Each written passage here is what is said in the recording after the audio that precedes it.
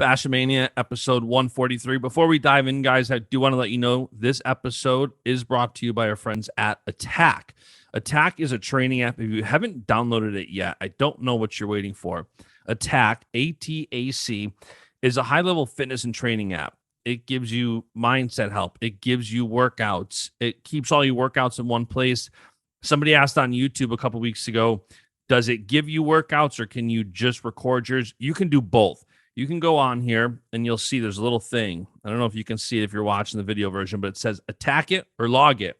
So you can go in here and click attack it and it'll give you a workout for whatever your goal is. It'll actually like train you. Or if you want to log your workout, this morning I did a 20-minute Peloton ride. I can just log it in there. You still get points. You still climb the leaderboard. Super cool app. Go and download the Attack app today. It's ATAC in the Apple App Store. And follow them on social. They're atac.app. We're back. Episode 143, Baschamania. Martin's back. How are you, man? I'm doing good. How are you, Justin? I'm doing good.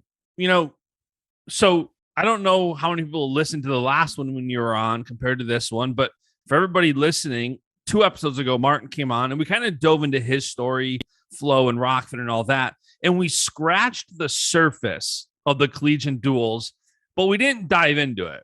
And now it's like, all right, let's dive into it. Yeah.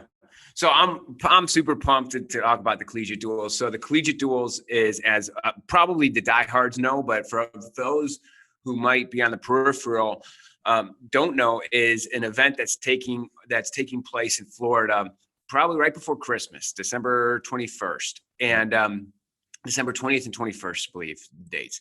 And what's really unique about this, well, one, it's some of the best teams in the country are competing. 7 of the top 10.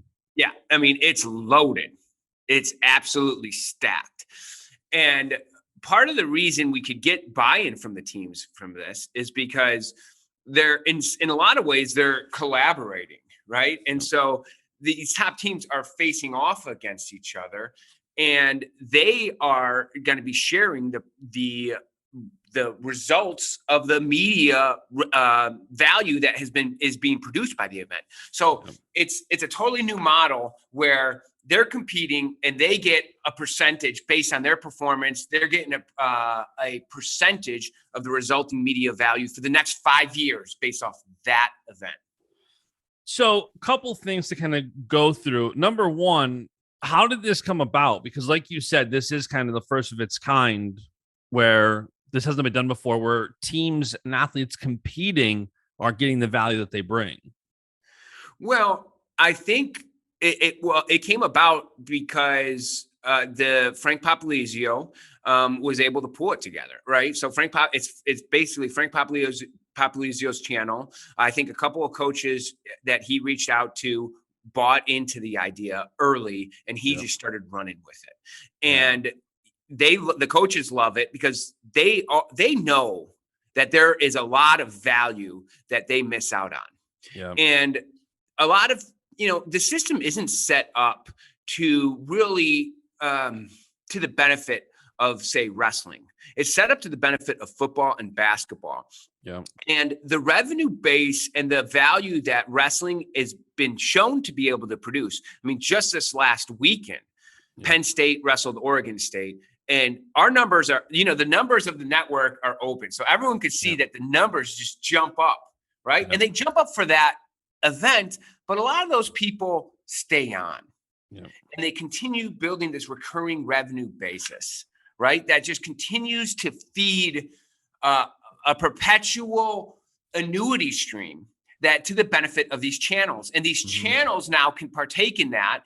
These schools can partake in it as they're now joining a collaboration event where everyone is benefiting when more people log in, when more people sign up. I don't know if you dealt with this or Frank did, but was it hard to get the schools to be on board? Because it's one thing if, like, let's say you get Penn State, NLWC on Rokfin, that's its own little entity. When you go through a school, and now, like Penn State has a Big Ten contract, NC State might have ACC. Like now they're kind of getting revenue themselves with kind of ignoring the BTN contracts. Like, was that a pushback at all? Well, I would say that there's each of the schools are benefiting from this, Totally. right? And in Yep. the Big Ten, they are now benefiting better because they're now able to face off against a top team from the ACC, and each of the conferences is able to benefit from that Yep. competition. So in this way, it just is an easier way for the teams to collaborate, and wrestling gets to really see its full value on display, which Yeah. is fun as heck because there's a lot of value there. As we just saw this last weekend, there's a lot of value there. And when you get 2 bulls, when you get 3 bulls, when you get 4 bulls, when you get 7 of the top 10 bulls, and they're facing off against each other, it doesn't go up linearly, it goes up exponentially. So that's really the exciting part. And based on the model now, everyone can track what's going on. There's going to be no secrets. And then within this consortium, there's no secrets, right? So all the teams are going to know. This is going to be basically public information, right? Sharing with so many different teams. And now people can really see the full value that wrestling brings to networks, brings to, I'd say just in general networks. It's also cool. One of the things that I loved about it is, so I started looking at some of the potential matches. Right now, Yanni's up away, but you could have number 1 Yanni versus number 1 Nick Lee. You could have 2 and 3 Roman Bravo Young versus Vito Arujau, Michael Kemmer versus Hayden Hidley, Carter Starocki, Makai Lewis, Keegan O'Toole, Alex Marinelli. Some amazing matches. And when you start talking about matches in the middle of the year, a lot of times the attitude is, well, March. One of the things I love about this is there's actual prize money on the line. So there's incentive to not duck somebody. There's incentive to actually wrestle the matches. And you showed me the payouts this morning, which we can talk about. So 2 questions before we talk about payouts that I know people were talking about on Twitter. One is, so what's the format? It's 4 pools, right? Because there's no interconference play. Yes. Yeah. So one of the key things about this was to ensure that the conferences didn't necessarily see each other. Right. And, NC State doesn't want to see Virginia Tech. Virginia Tech doesn't want to see NC State again. Right. They see each other enough. So this was about getting interconference wrestling, which is a lot of what the intrigue is about. It's like, well, how is this person going to do against that person? Right. So it was, and then by that, you also get a ton of coaches buy-in with that too, right? Because now they don't have to see each guy for the 3rd or 4th time throughout the season, which is sometimes what happens, right? As we both know. So yeah, it's 2 pools, and there's 2 major pools, and then each of the major pools are divided into 2. And if you win your pool of 3, then you face off in the finals of that pool. And there's going to be essentially 2 winners, and the winners of each pool get a hearty sum of the percentage of the media value moving forward, and then second gets a good amount, and then it goes down from there, so that everybody partakes in the value. So everyone's going to know the full value, which is important, right? So that everyone knows that what percentage is out there. The county is going to be open and transparent for all to see. Yeah, and so from a standpoint of the event, so there was some scatter last week on Twitter because the duels the Journeyman did with Penn State, it was like all of a sudden it was a pay-per-view, then it wasn't. There was an added amount, and people were confused by that. Do you know, is this going to be a pay-per-view event? And that's I guess a great question. So I haven't seen a pay-per-view yet on Rokfin. That was part of my intrigue with last week. Yeah, I was super pumped actually that they were going to do a pay-per-view, and for probably for none of the reasons that Twitter says. The people involved did not want a pay-per-view, and it was more, I would say, there's more other nascent reasons why a pay-per-view was pulled from it, but I look at that as very important to see what a pay-per-view does. In terms of the model where it's a subscription and then there's a pay-per-view on top of it. And I'm all about exploring. You know why, Justin? Because when you explore, sometimes you don't get the result you want, but then But if you do get the result you want, for the next 10 years what you need to do. Yeah. Right. I mean, that changes everything. You get to actually Totally. see it. You get to see moving forward. Oh, wow, that worked. That was incredible. And chances are it's not going to fall on its face. Yeah. Right. I mean, there was demand to see Penn State. So it's not going to fall on its face. But it's, regardless, it was pooled, but there will be a pay-per-view for this next event. And the reason why there's a pay-per-view is because the parties think there's more media value in doing a pay-per-view. And as you know, our platform's all about giving creators the autonomy, the people that are actually doing the content autonomy to monetize it in the way that best suits them. And we don't even necessarily know all the different ways it can be. Like for me to assume and sit here and say, hey, this is the best way and nothing else works, I think it's very close-minded, right? And so as we move forward, I can't tell you how many times I'm surprised, and I've been doing this for many years, about what works and what doesn't around media for different media companies or for different channels. I'm always learning. And by allowing the flexibility for each channel to do a pay-per-view, it allows them to learn.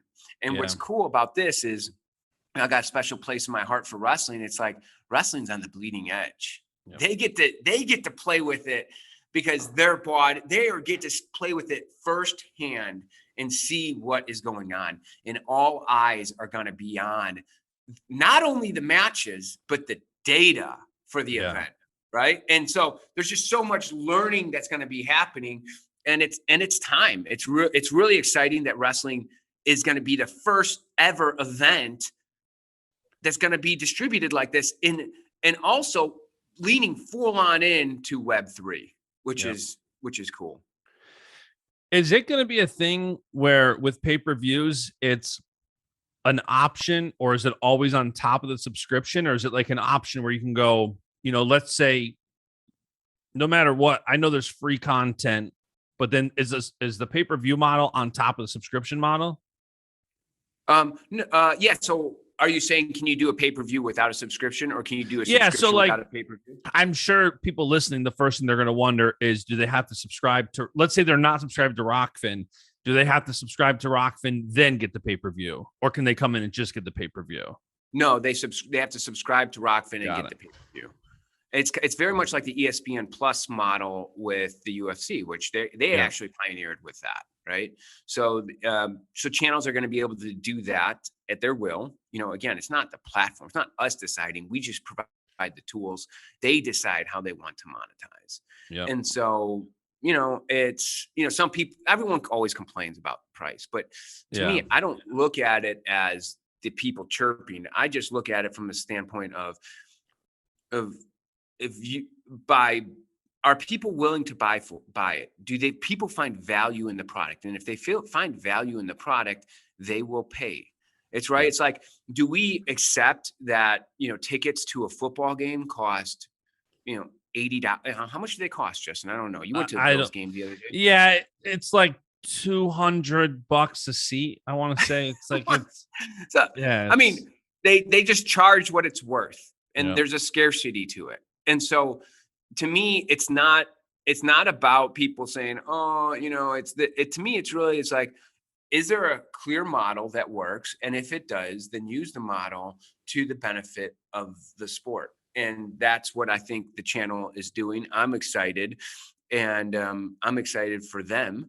And it's going to be really interesting. It's also cool because, like you said, it's up to the channel on if they want to add a cost, add a later for pay-per-view. And then it's up to them to name the price, right? Yes. So I imagine there's going to be testing on whether or not, hey, let's make this pay-per-view, let's not, or hey, let's make this $10, $20, $50, depending on what the value is. And people are definitely going to chirp. I think Willie sent out a great tweet last week. Like, it's that time of year where people complain about wrestling subscriptions while drinking $7 lattes from Starbucks. Yeah. And I agree with that. If there's value, pay for it. For the payouts, now, can we go into those numbers? Yeah, let's do it. So for first place, there's going to be 2 first place winners, one from each pool. So they get 18.5%. And then each semifinalist gets 10%. Yes. And then second in pool, which there's four pools, right? Mm-hmm. Second and four pools, they all get 5.5%. Third in the four pools get 2.75%, and the admin gets 10%. Yes. So seems like there's a lot of value there for the teams. Like that's a good Yeah. chunk of change going back to the teams. Yes. Yes. And it's going back to the teams over the course of years. Right. They'll be getting checks for years to come. Right. Now, the vast majority of the value will come in the first year. Yep. But there will be a significant portion that comes in second year and third year. And then it starts to trail off year 4 and year 5. But it's still value. And it's distributed over the course of 5 years. And then next year they'll do it again. And it'll still be another 5 years, right? And that event will be 5 years, right? So it's it's an important, I would say, turning point, I think, for the sport in terms of seeing the data around the value that the media is producing. Yep. And now is that 18.5% of both the subscription and the pay-per-view, or how does that work? No, all of the value is all of the value from the event is lumped in together. Okay. So it's subscription and pay-per-view. So the whole value of the event, there's nothing that there's nothing that's excluded from that. That's wild. What was the process of coming up with those numbers? Was it like a back and forth process? Yeah, a little bit. I mean, we kind of Frank was spearheading it, and he came up with the numbers. And from what I understand, he went back and forth a little bit with it, and kind of figured out, hey, this is the right thing. And so that is, So it's kind of just felt right. We looked it over. I'm sure he talked to all the coaches of the teams and said, "Hey, this is it," and they had a chance to provide feedback, and he may have tweaked it from there. But my understanding is that he came up with it and started to tweak it based on what the feedback he was given, if that makes sense. Yeah, I mean, if you figure 37% of all the value is going back to the top two teams, that's not only awesome for the sport, it's awesome for the teams competing. And you got to assume when teams are making their schedule moving forward, and there's events like this that pay money back versus non-events, I gotta assume that you're going to start seeing more events try to take this model, whether it's the Midlands, the Southern Scuffle, whatever they are. You start talking about these individual tournaments. I saw Tony Hager said something a couple weeks ago, a month ago, about which tournaments and how some tournaments just completely take off. Like the Super 32 is completely taken off. And moving forward over the next 5 to 10 years, I'm so curious on what events go to this model and start evolving, which, like you said in the last episode you were on, when I asked, you're a guy who's contributed a lot to wrestling, what do you think wrestling needs to grow? Web 3.0. And for people asking, like, this is it. Like adopting a revenue-based model for teams to participate in and have events actually give back the value is game-changing. Yeah. Yeah, it's adding to the pot, right? Yeah. And when people, part of Web 3.0 and the whole concept behind it, Justin, is really giving power back to the users. And there's this concept in Web 3.0 called composability, where other people can build on top of protocols, right? And so the idea being is that once all of the data is out there and people are empowered, they're going to do things that we have never thought of or never seen.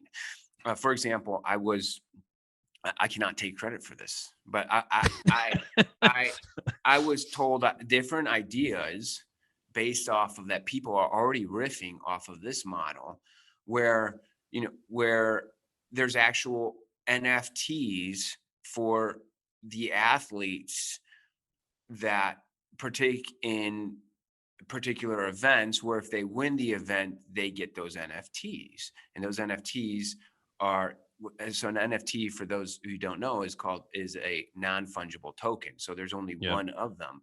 Well, the protocol can make it so that if someone pulls in that NFT and gets that NFT, then they get distributed seamlessly from the protocol, what percentage royalties they should be getting, right? Yeah. And so it's really a use case around NFTs that we don't often see, right? When we talk about NFTs, a lot of times it's associated with some art, and then there's, it's about owning a piece of art online, and it's sometimes made fun of or made light of because it's just like a JPEG, right? You can copy Yeah. that piece of art, but there's one person that owns that NFT. So it's very much like kind of like a baseball card ish type of idea where it's a collectible, but there's not necessarily utility in it. Well, what if we actually combined utility, where people are actually getting a royalty based on their particular performance in an event, Yeah.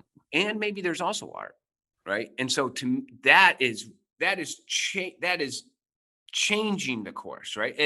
And I didn't even come up with, I feel like an idiot. I didn't come up with that idea. Someone else came up with that idea. I said, hey, let's go and use this model. And I said, that's brilliant. Let's go and do that, right? And so we when we had talked about NFT particular for an event where maybe someone could bid on the outside royalties for an event moving forward, which we really like.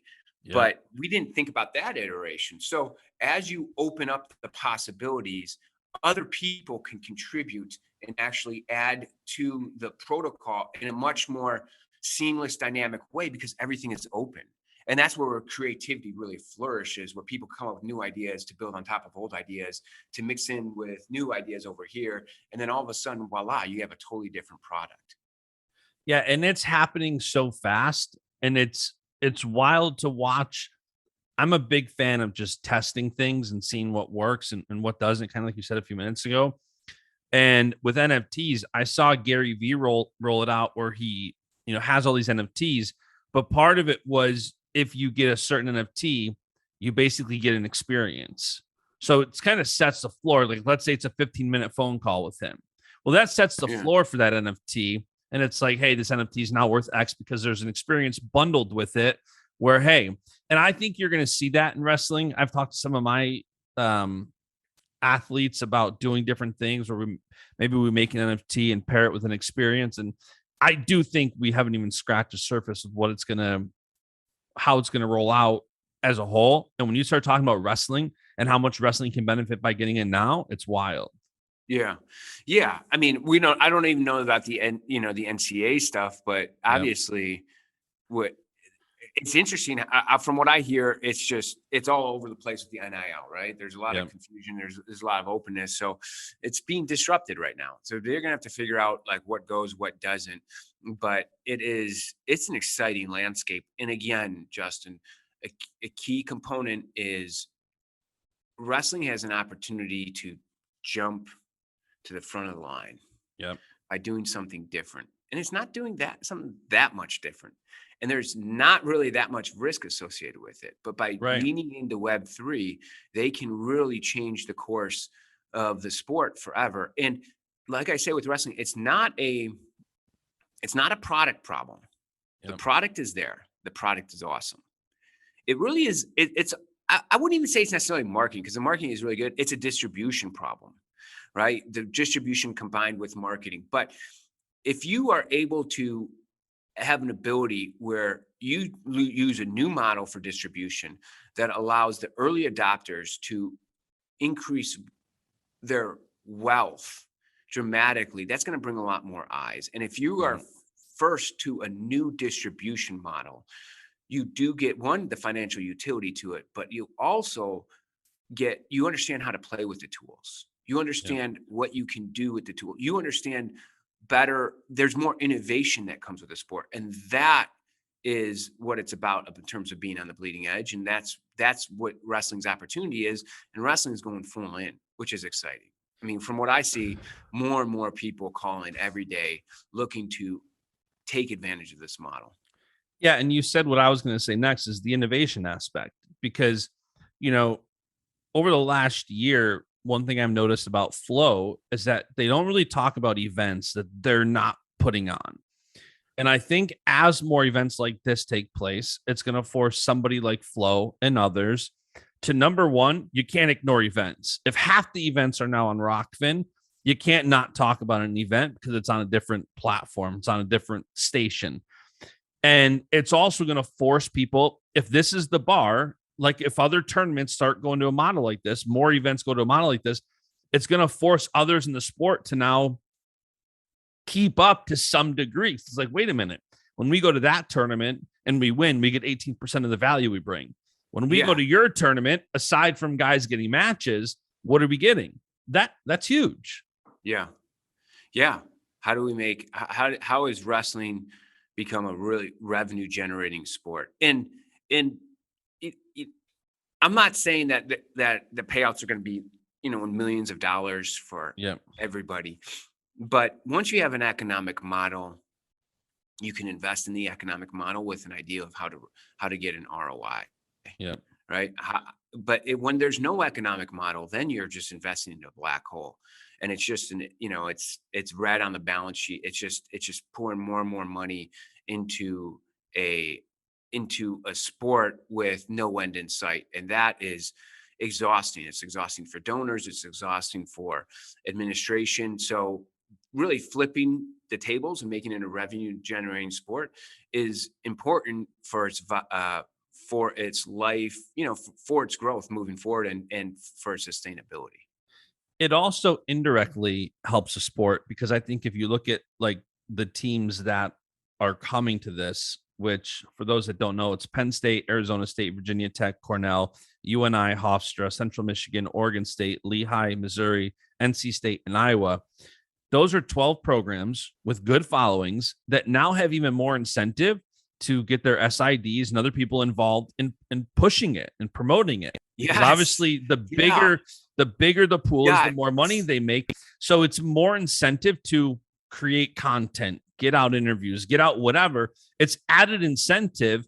And I think you're going to see it from the coach level down, where maybe a guy like Cal, who's not as traditionally about creating content, now if he sees, hey, if we create more content, get more people here, and there's no reason why we can't win this thing. So I think even indirectly it's doing good because it's helping give incentive for teams to do what they should be doing, which is contributing to the marketing, contribute to the hype, the promotion of competitions.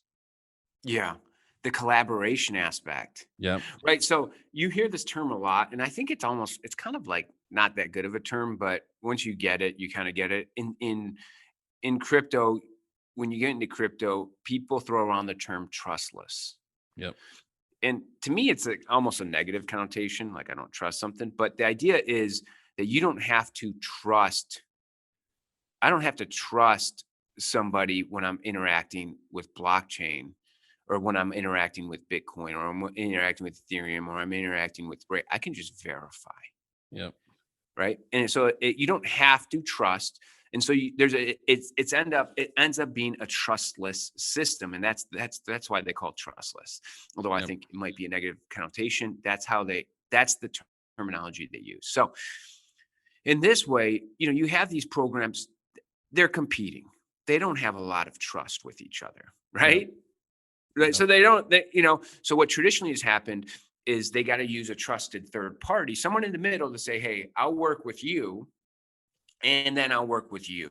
Right. Mm-hmm. But what happens there is a trusted third party then has a lot of power and control. Yep. And that trusted third party can really they can play certain people off of each other. Yep. Right. To the detriment of both of them. Correct. Okay. And so, everyone doesn't exactly know what's going on. It's all kind of closed door meetings behind the scenes, right? Yeah. And so that dynamic with crypto is gone, right? Where everyone gets to see, they don't need trust to operate in the system. They can just go and verify and say, yeah, it's here. I can see the accounting for what's going on if they want to go and verify. And that's a powerful concept. It's not a small thing. It's a very big thing. Yep. Because once you can get buy-ins of major players that might not like each other, or might not, or definitely do not trust each other, right? Because they're competing in a fierce manner, but they need each other. Yeah. Right. We need everyone's collaboration. We need everyone on the same page.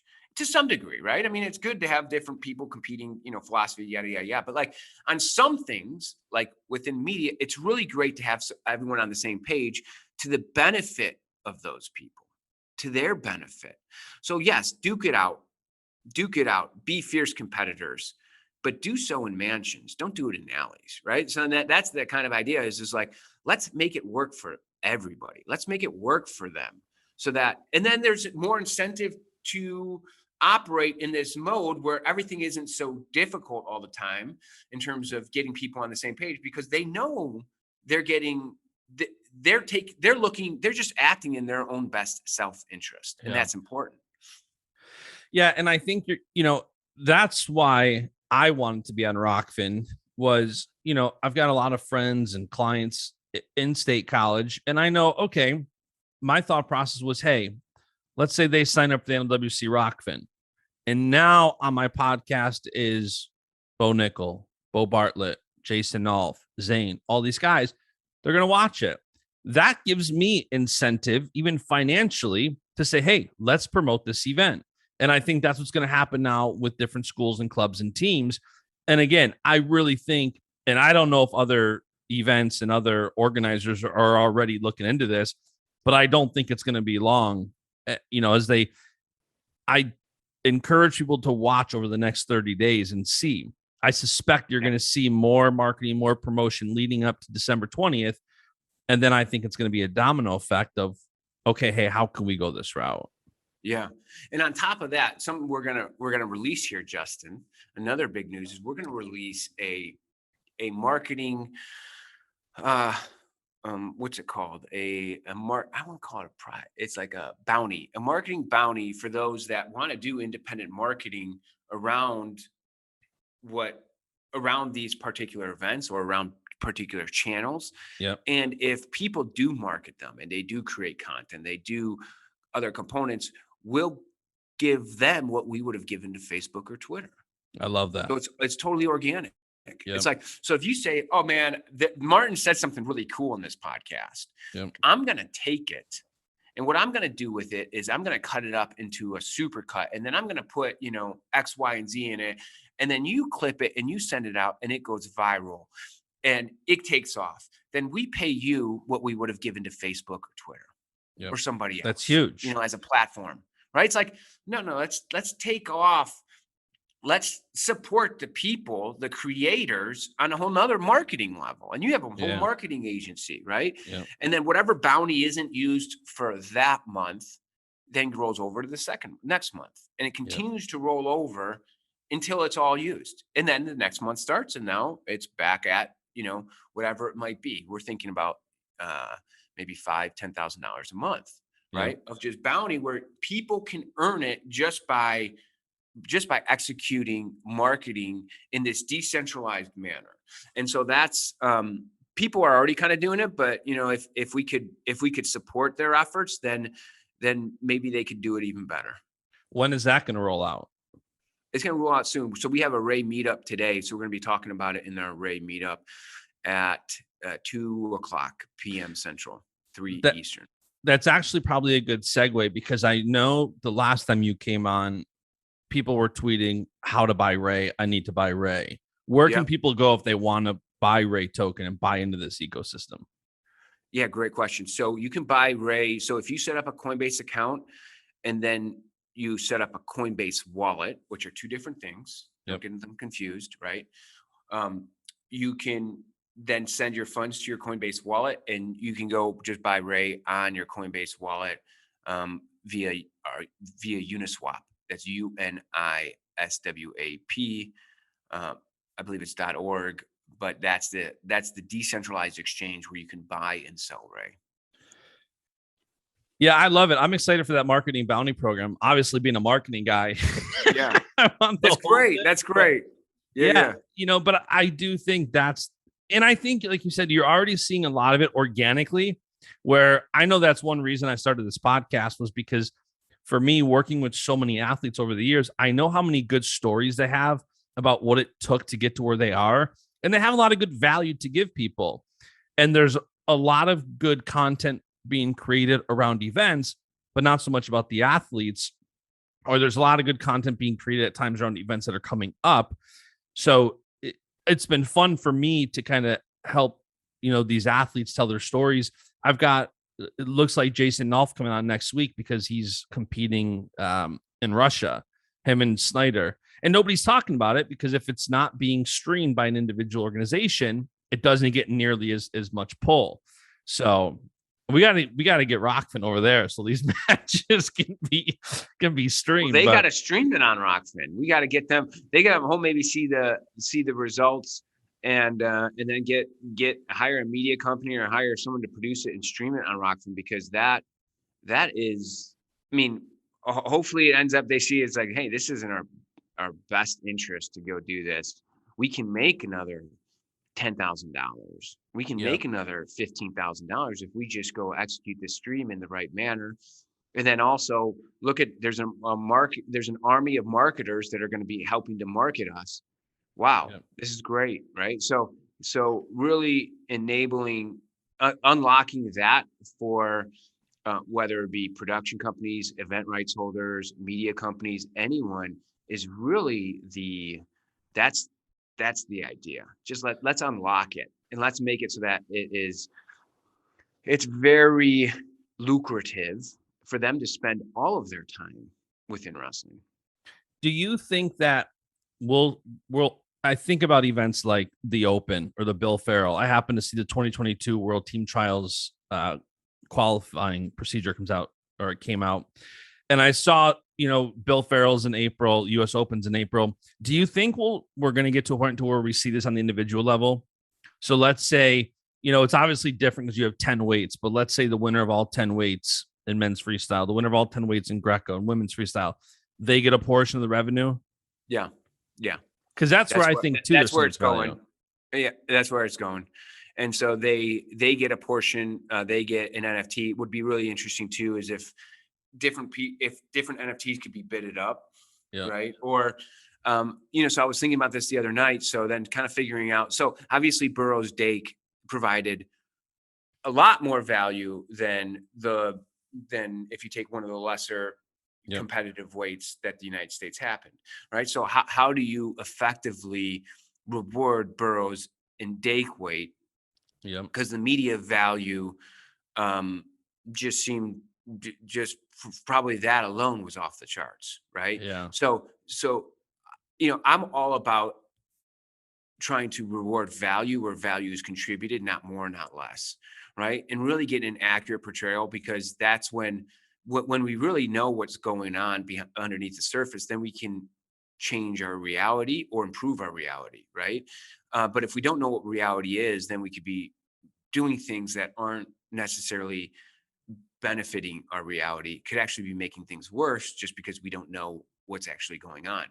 And so I'm kind of obsessed with it. So, right. So I think about these things and I go, okay, so in that scenario, how would you make it so that the Dake versus Burroughs NFT was higher, or just that weight class? So if Nolf was able to beat Dake in a massive upset and then power through Burroughs, then Nolf gets, but like that weight class, clearly there was a lot of interest in.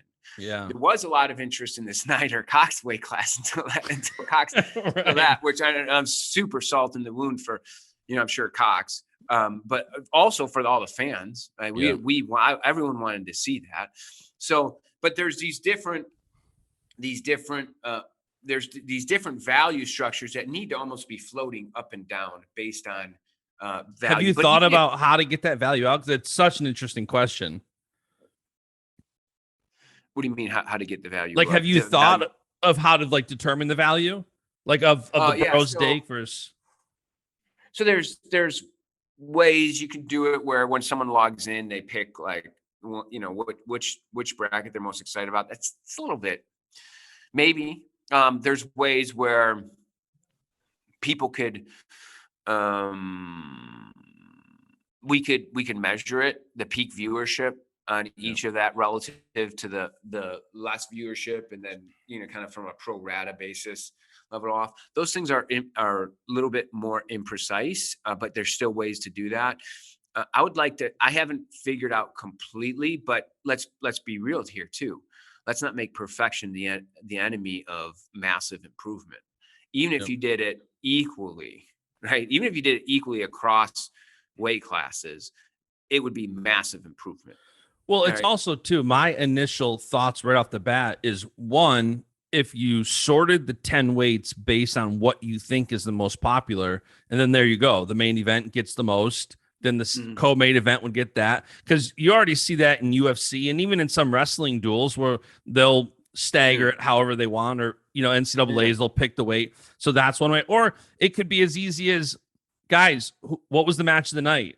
They're getting a massive NFT bonus. Yes. You pick Yes. match of the night. You know what I mean? There is so many that's ways. Great. See, that's a great idea. Yeah. So that it's exactly. Or who tipped, maybe you can tip the NFTs, which has got the most, and there from there, that pro rata value is assigned to the NFT, and it goes from there. So it's ideas like that where, there's not just a group of people thinking about that. It's the community's thinking about it. Yeah. They come up with way better ideas. And so having that open dialogue is the key structural component of Web3. That is why some of the smartest people in the world are betting huge on Web3, right? It's like all this Silicon Valley money that made massive money over the last 20 years on Web 2, they're taking all of their profits, all of the money that they've made, and now they're throwing it at Web 3 in terms of almost all the companies that they support. They're now dismantling them, and they're saying, hey, we can actually build this from a better way that will actually beat these incumbents based on these core principles, that having a decentralized community figuring out solutions is better than a couple of engineers holed up in a room making a centralized top-down choice, right? Yeah. And there's a lot of skepticism around that approach, but some of the smartest minds in the world are betting on the more decentralized, open source protocol approach. And it's also what I'm betting on based on everything that I've seen. And so this is more than just, hey, I mean, sometimes Silicon Valley is wrong, but this is not a case where they're wrong. And it's, by the way, it's not just Silicon Valley. Now, obviously, it's Austin, Texas. It's huge in terms of Web3. Miami is huge in terms of Web3. New York City is becoming huge in Web3. So even the tech is in itself becoming more decentralized and more distributed across the United States, which is good to see. Yeah, and I also think the more people dive in and get their feet wet in some component, the skepticism goes away pretty quickly. I think the most skeptical people, whether it's cryptos, NFT, whatever, there's that layer of uncertainty and unknown that I think prevents a lot of people from really understanding more because they stay so far away. I think when people get their toes a little wet, buy a little crypto, buy an NFT, be on a platform like Rokfin, whatever it may be, when you get your toes wet, I know that's what it was for me. I'm a marketing tech guy, but still, when it was getting my feet a little wet, when you get a little crypto, when you watch certain things, it's fascinating to watch that unfold. So I think if people just get involved a little bit, because there are, when you start talking about the pros, my mind's still going with different ways to reward people at an event like that. Like, even if you had like an upset of the night, like let's say it's a weight that wasn't that competitive, but somebody upsets Snyder, he should get a massive reward. You know what I mean? Like, you can come up, and I think having tools like this that allow for that collaboration, that should outweigh the skepticism. And I think if people start getting a little bit more involved, I think some of the skepticism will fade. Yeah, and it's with everybody, right? I mean, even for me, there's an intimidation. Anytime you're doing something new and it involves money and kind of connecting your brain, there's a little bit of an intimidation factor in terms of that. So I think that is natural, but it is do it, because the next 10 years, I say that Web3 will move about 2 to 3, maybe 4x faster than Web 2. And so if people say kind of Web 2 took about 20 years, I would say that Web 3 will move certainly 2x faster, maybe 3x faster. And the reason I say that is because when you do have the open collaboration, people can see data, they can become creative themselves, and they can add value a whole lot faster, which becomes compounding, because when they're adding value in different ideas, then other people can play off those ideas, and it becomes this growing snowball that moves faster and faster and faster down the hill. And we've already built up one set of digital networks, so we understand all the components of, which now cliche term, but network effects, right? There's people that understand the mechanics, like to a cellular level around network effects. And because of that, it's like we're building something that we've already built before, but we're building it better with this new tool. And so based on those two components alone, I think it'll be 2, 3, or 4x faster than Web 2. Yeah, and I hope, to kind of bring this full circle, I really hope too that wrestling adapts this. I think it solves problems. I think to be, anytime you're in at the beginning, the better. And I think right now, we're seeing explosive growth in certain areas like women's wrestling. And what better way to contribute to building women's wrestling than creating events where now they can get the revenue back and they can get the value back. You're seeing it with Flow a little bit, where some women want a lot of money, Flow thinks they're not worth it. And, people are looking at it from just a viewership standpoint. Some people are looking at it just from the business standpoint. But a model like this helps completely take care of that. It's like, here's the prize pool, which is the value. There's it's very transparent, and it should help expedite things like women's wrestling viewership so much. Yeah. And I would love to hear from anybody who thinks that the value isn't accurately rewarded, right? Yep.